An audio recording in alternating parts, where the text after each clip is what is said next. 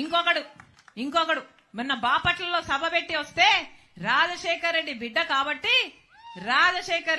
కాబట్టి బాపట్ల నుంచి అడుగు బయట పెట్టనిచ్చారట. ఒక్క నిమిషానికి నేను రాజశేఖర్ రెడ్డి బిడ్డను కాదనుకుందాం. రండి, ఎంతమంది వస్తారో రండి, ఏం చేస్తారో చేయండి, మీ దమ్మేంటో చూపించండి.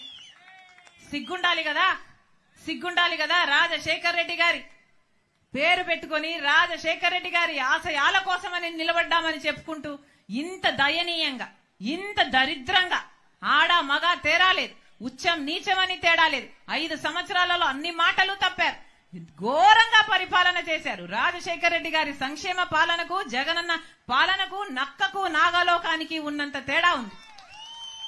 ప్రతి మాట తప్పారు. ఇప్పుడు నేనొచ్చి ఇక్కడ మీ తప్పులు ఎత్తి చూపుతున్నానని చెల్లెల్ని అన్న ఇంగితం లేదు. ఇదే పార్టీని 3200 కిలోమీటర్లు పాదయాత్ర చేసి నేను నా భుజాన మోసిన రోజులున్నాయి. సమైక్య ఆంధ్ర కోసం తిరిగాను, అలాగే ఓదార్పు యాత్ర చేశాను, అలాగే బాయ్ బాయ్ బాబు అని ఒక క్యాంపెయిన్ నడిపాను. ఎక్కడ అవసరం ఉంటే అక్కడ నాకు ఈ పదవి కావాలి అని ఎప్పుడు నోరు తెరిచి అడగకుండానే వాళ్ళకి ఏ అవసరం ఉంటే అది చేశాను. ఆ పార్టీ మొక్కై ఉన్నప్పుడు నేను నీళ్లు పోసాను, నేను ఎరువు పెట్టాను, నా చేతులతో కాపాడాను.